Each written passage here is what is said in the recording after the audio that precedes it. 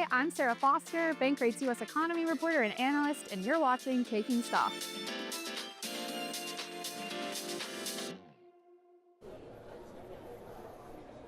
2 minutes to go here into the close of markets after the long three-day holiday weekend, finally getting the opportunity to digest a busy weekend of news out of Washington, D.C., which includes more geopolitical uncertainty and trade-related tensions. And man, oh man, do we ever have a fair bit of profit taken across the major market indexes on this Tuesday, January 20th, right about at session lows for the S&P 500, which now is down about 2.1%.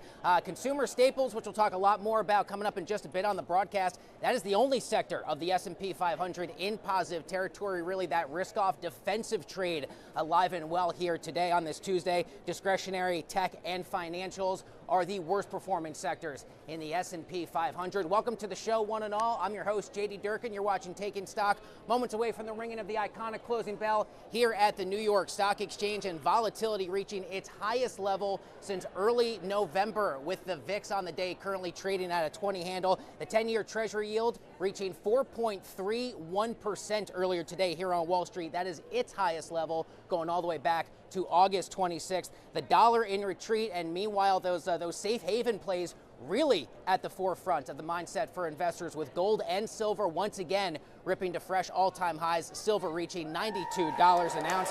The crypto majors are all down in a big way. We'll talk a lot more about Bitcoin, ETH, and Solana in just a bit, but first we got the team from Off the Hook Yachts set to ring the closing bell. They will also be on the broadcast in just a bit. Time now for the bell.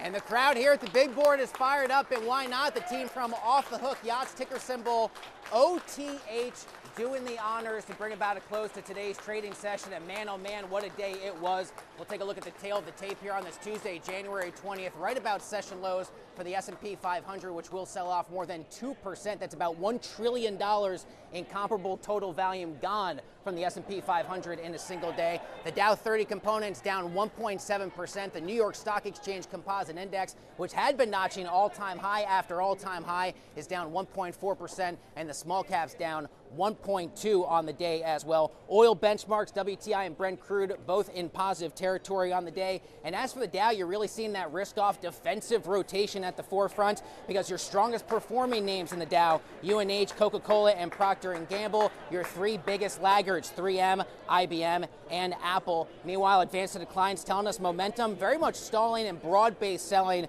across the tape, and we'll bring you ongoing coverage throughout the half hour down here on the trading floor from the New York Stock Exchange. All right, time now to take a look at the latest event contract odds from our friends over at Polymarket. We'll switch gears, we'll talk a little sports here, how could we not, as Polymarket participants try and figure out who will be the Super Bowl champion coming up in just a couple of weeks. 39% chance it is Seattle, 27% chance it is the LA Rams, 27% is the New England Patriots, and only 7% for the Denver Broncos after that injury to Bo Nix.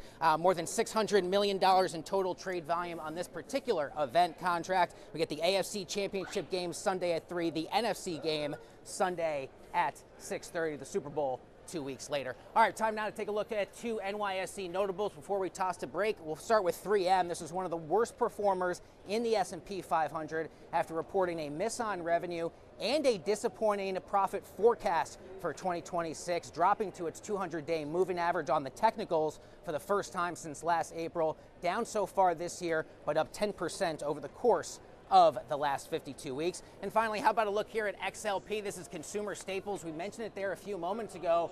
This is really the only sector in positive territory. It's been on a huge run since the start of 2026. The five most weighted stocks in this ETF: Walmart, Costco, Procter & Gamble, Coca-Cola, as well as Philip Morris. Investors really using this as a defensive go-to here on the day, away from tech into some of these more stable, cash flow heavy retailers. Shares of XLP are up already 6% so far here in 2026. We got a jam-packed half hour here on Taking Stock live from the New York Stock Exchange, but first we'll bring in the latest from our friends over at Money 2020 and their very own Scarlett Sieber. Take a look.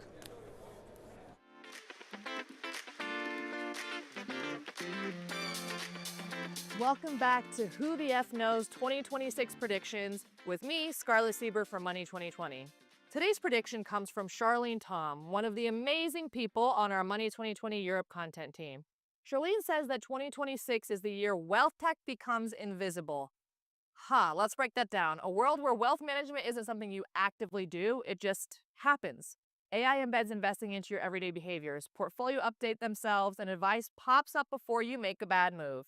And with Europe's regulatory clarity, wealth tech finally scales and has this defining moment.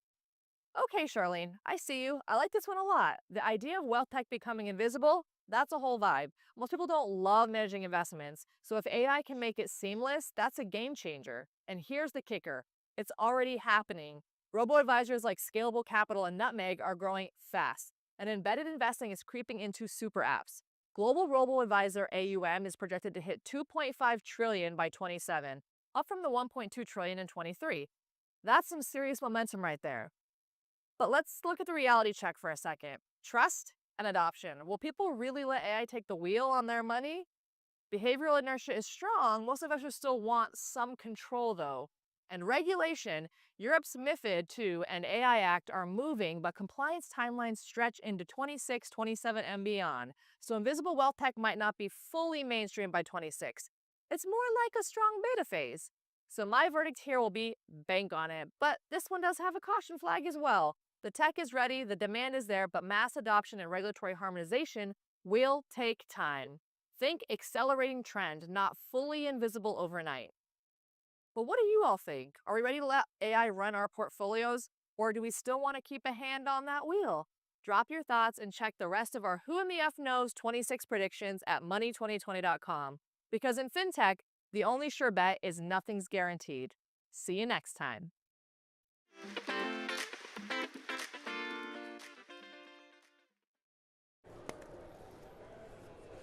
Let's do it. Welcome back to the show. You're watching Taking Stock live from the trading floor of the New York Stock Exchange. We'll bring in our first guest. This is Mark Newton, longtime friend of the show. Mark is Global Head of Technical Strategy at Fundstrat. Thank you for being here, and man, oh man, what a day for you to be here. Quite a day, down 2% across the board. Unexpected, look, deja vu to April of 2025, and I think that's a key message. Unexpected news happens all of a sudden, stocks get shocked to the downside, but we don't really know what's going to happen. I mean, we look at the poly market odds of Greenland being taken over, a lot of these are in the 20% range, so really not all that dramatic. For me, it's more of a negotiation tool yet again, and it's likely a reason for investors to take a dip in and buy stocks after the recent breadth improvement we've seen in the last couple of weeks. Yeah, I was going to say, at least on the technicals, how do you trade, how do you position all this uncertainty? It's Venezuela, it's Iran, it's strife with NATO over Greenland now, all at the same time that the president's soon going to be in Davos, where all of these issues will be at the forefront, and we'll probably hear a lot more things that could move the markets in just the next 72 hours. Look, investors have actually gotten a little more optimistic in the last couple months. That's interesting and different than what we've seen. And so despite what we think is a world falling all around us, if anything, investors have become a little bit more emboldened. I don't think it's reached speculative type fervor yet where it's true complacency, but I do think it's something to watch out for. Keep in mind, look, in the last 2 months, we've seen breakouts to new all-time highs in the Dow Jones Transports, the equal-rated S&P, small caps, mid caps, Dow. All these have moved up. The breadth has actually gotten a lot better. So yes, of course, anytime you see a 2% decline, you think the sky is falling, it's the end of the world, but bottom line, there's a lot of sectors that are working really, really well right now. The only thing it's not, of course, is Mag 7. So we need to see some stabilization in these large cap companies, you know, the largest technology companies in the world, and that will be important, which I think will be earnings season, obviously, for why technology can start to roar back to new highs. Let's talk about technology. MAGS, that's the main Mag 7 ETF, you say recently breaking a support level, and that's, if I'm not mistaken, that was coming into today. So yeah, no, we're still in look, you look over the last few months, we've been almost nowhere. It's been almost unchanged, and I think the key message here is, you know, these things go through patterns of rampant acceleration followed by meaningful consolidation, and we're in one of that time now. You know, NVIDIA gone nowhere in 6 months, Palantir nowhere. Meanwhile, you look at Expeditors, you look at JB Hunt, all these transport companies are just screaming to new highs. Not today, of course, but in general, they've been doing quite well.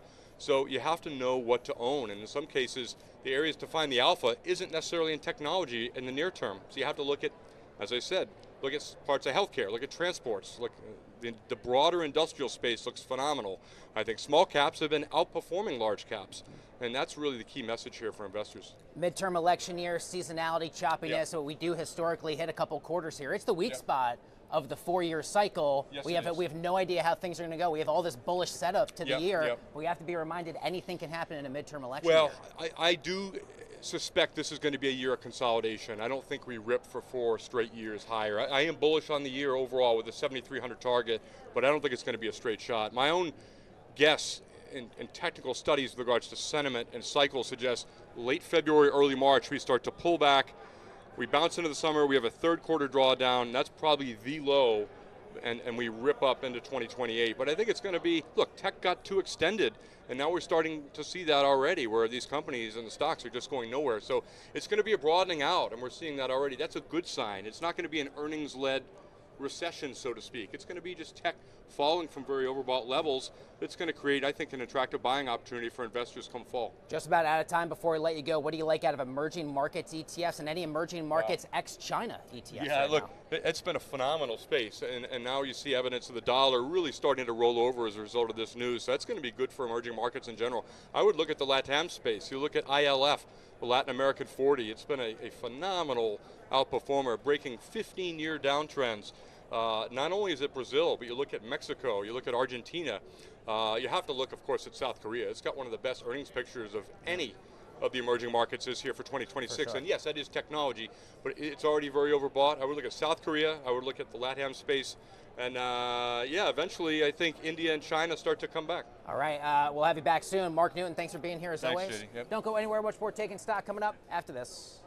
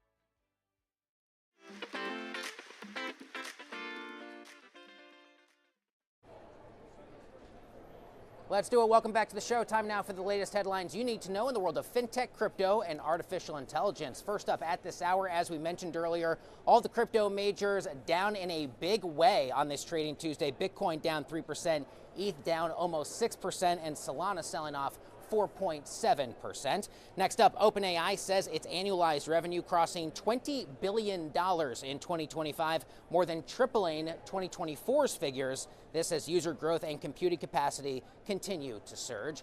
And finally, a big announcement from the New York Stock Exchange this weekend, developing a blockchain-based venue that would allow tokenized stocks and ETFs to trade around the clock with real-time funding and settlement pending regulatory approval. Let's now bring in John Herrick. He is the Chief Product Officer right here at the New York Stock Exchange to talk all about what is undoubtedly a huge announcement for an institution that goes all the way back to 1792, but always trying to evolve, always trying to stay on the cutting edge of new technology. What does this announcement actually mean, John?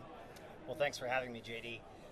It's a very exciting announcement for the NYSE, and I think it really signifies a key pivot point in the modernization of our modern market infrastructure. And I think if you look back and how things have operated and sort of the fixed trading hours, fixed settlement cycles, funding cycles, this really signifies a key pivot point for really us to bring in a number of market participants who want to innovate using some of these newer digital technologies in a way that preserves regulation and upholds issuer and investor protections. John, how are you most expecting this will change the trading and settlement process overall?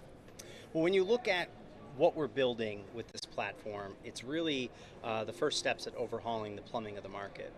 And when we look at our broader strategy across ICE, right, there's a lot that we're doing with our digital strategy to take these new, more modern on-chain technologies and help bring them to our clearinghouses, for example, to help make collateral more mobile and free up some of the capital that's in those clearinghouses. This venue is an extension of that. And I think what we're doing by bringing trading and settlement into one single platform, one single venue, we're going to be able to offer to these regulated market participants a place to begin to develop native digital solutions for their customers in a way that doesn't require the erosion of any of the embedded protections that exist in our markets today. Yeah, without a doubt, I'm sure you and the entire team at the exchange and ICE, you've seen that there is retail investor appetite for these type of products. What do you think might most change for retail investors in this new look future? Well, when you look back at how the demands of today's investor have changed over the last several years, right? A lot of that has been driven by, some of the innovations that have come from the digital asset marketplace and decentralized finance. And so when we look at today's investor and what they're demanding, they're really looking for continuous round-the-clock access to trading. And the features like being able to do a trade and have it settle in real time is becoming more and more in demand, and a more modern user experience from a trading perspective, being able to express an order in notional dollar terms that results in a fractional share quantity are really things that are in demand for today's investor. How are you thinking about the regulatory landscape over such a huge, exciting announcement like this, the CFTC, the SEC, and any other acronym that may be involved here out of Washington, D.C.? Well, when you look at what we're trying to accomplish here, and really all that we do here at the NYSE, we recognize that trust is paramount in our markets, right? Without trust, we lose so much that we've developed over a 200+ year history. And I think when we look at what we're trying to accomplish here, it really is responsible innovation, preserving that trust, working very closely with the regulators. We've had tremendous dialogue with the SEC, with the Crypto Task Force, Trading and Markets, and market participants that are interested in coming into this platform to, as I said earlier, begin building products for the future, products that are more digitally native, that their clients are demanding without losing any of the protections that our markets carry with them today. John Herrick, Chief Product Officer here at the New York Stock Exchange. Congratulations on a huge industry-shaking bit of news over the busy holiday weekend. Thanks for joining us. Thank you for having me. Good to have you. Folks, don't go anywhere. Much more Taking Stock coming up from the big board after this.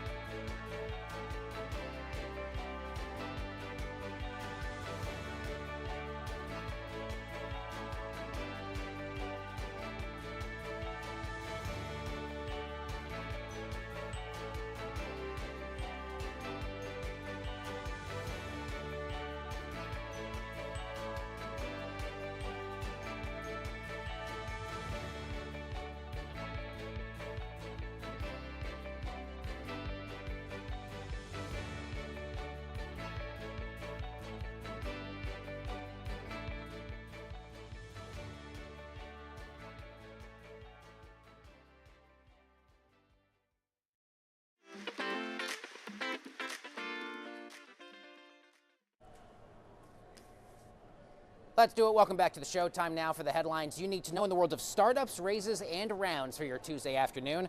First up at this hour, Andreessen Horowitz pouring more than $3 billion into AI infrastructure bets, setting aside an additional $1.7 billion for investment in artificial intelligence startups. Next up, AI coding platform Replit reportedly in talks to raise about $400 million at a valuation nearing $9 billion overall.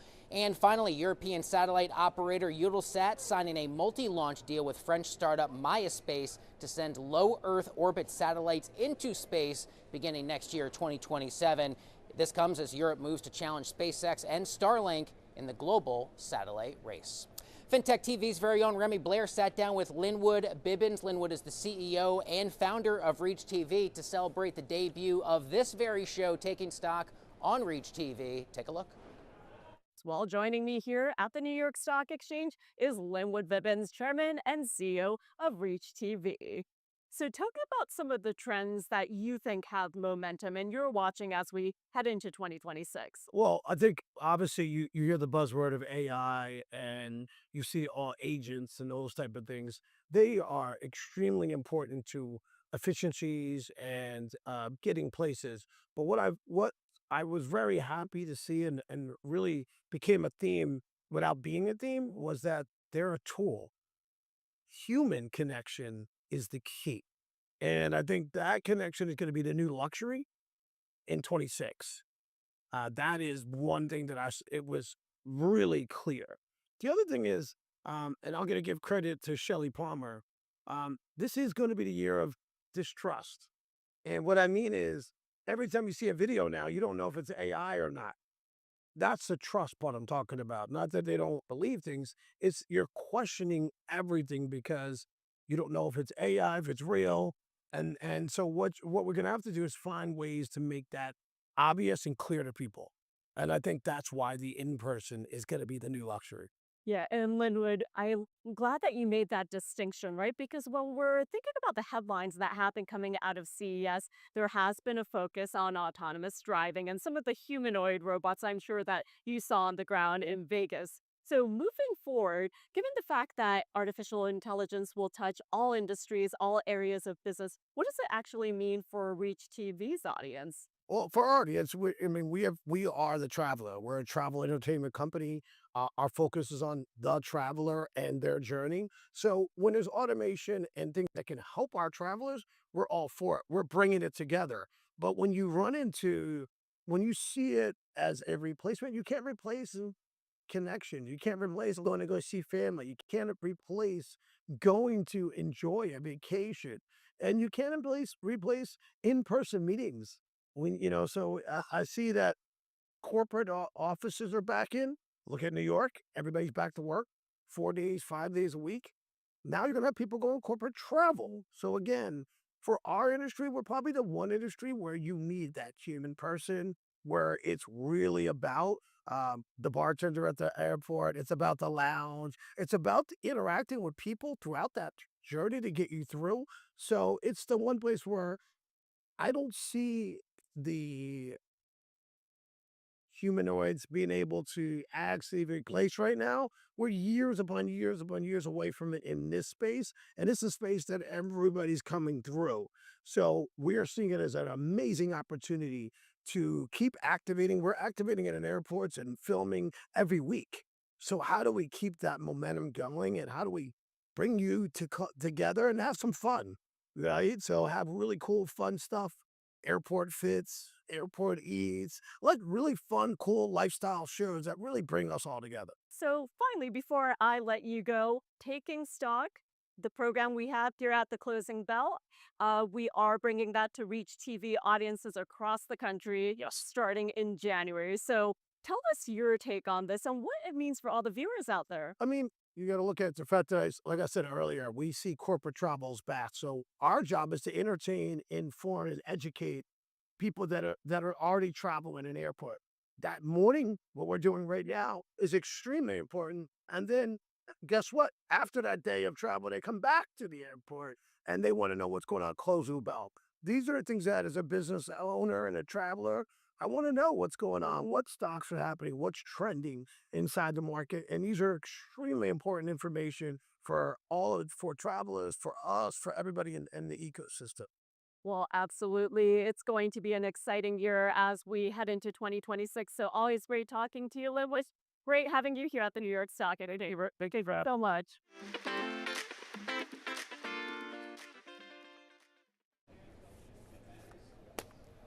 Welcome back to the show. Time now for what is always one of my favorite segments, not just speaking with an incredible guest, but a guest who just rang the iconic closing bell. Say hello to the man himself, Brian John. He's the CEO of Off the Hook Yachts. I have done so many interviews in my career here. Might be the coolest name for a company I've ever heard of. Welcome to the big board. Nice to have you. Great to be here. Appreciate it. What was the experience like ringing the bell? And give us a bit of an introduction to Off the Hook Yachts for anyone a bit unfamiliar, Brian. So it was absolutely fantastic to ring the bell. Off the Hook Yachts were the largest buyer and seller of used boats in the entire country. So we set the market for used boats. We're like, think of the Kelly Blue Book for used boats. That's us. Yeah, go ahead. So very momentous for us to go public. Because we went public, we were able to access capital, which the company's never had before in its 13-year operating history. It's always been organic growth, profitable every year for 13 years, but, begging for Peter to pay Paul. And because we went public, we raised $15 million, and that was able to give us the ability to increase our floor plan, which is our line of credit we use to buy boats with through a bank, from $25 million to $60 million, which we announced this morning, which was huge. So big day for the company. Yeah, and this was a big down day writ large for the broader major market indexes, but I'm taking a look here at the stock, and Off the Hook Yachts up 3.4%. Talk to me a bit about kind of growth strategies and what you think 2026 looks like for the company, Brian. Yeah, we'll continue to grow like we have. We put out guidance every quarter. People can sit on our quarterly earnings calls if they want that information. I'm not going to give guidance on this interview, though. So, but yeah, the stock's starting to react well. Unfortunately, we put out some fantastic news today. We also got our first research report was written by our bank, Think Equity, today. You should take a look at that. It calls for a $10 price in 2026, which was released by them today. So a big day for us, press-wise and company performance-wise. But unfortunately, like you said, it came out in a day when the market's down 700 points. So hopefully over the next couple of days, we'll see some reaction to our good news. Yeah, fair enough. I know you're here in town for the New York Boat Show, which is going on at Jacob Javits Center. Give us a bit of an introduction to the work that you and the firm are doing here at the Javits Center for anyone a bit unfamiliar. Yeah, basically, so we focus on new boats. I'm sorry, we don't do new boats. We focus on used boats and used boats only. So we're not at the boat shows advertising boats for sale. We go to the boat shows because we're like the Manheim for the boat business. So we take all trades from the dealers. So we roll around the boat shows more or less to meet brokers and to meet other dealers that we can take trades from and buy boats from. About out of time, any tailwinds you think that most support pre-owned yacht demand in today's ecosystem and environment? Well, unfortunately, it's an inverse relationship. Usually when new boats are doing not doing so well, which has been the case for the last couple of years, we excel during those times because they only have so much room on their floor plans. They only have so much room to put boats in their lines, and 3 or 4 deals have a trade. So what do you do with those trades? Just sell them to us.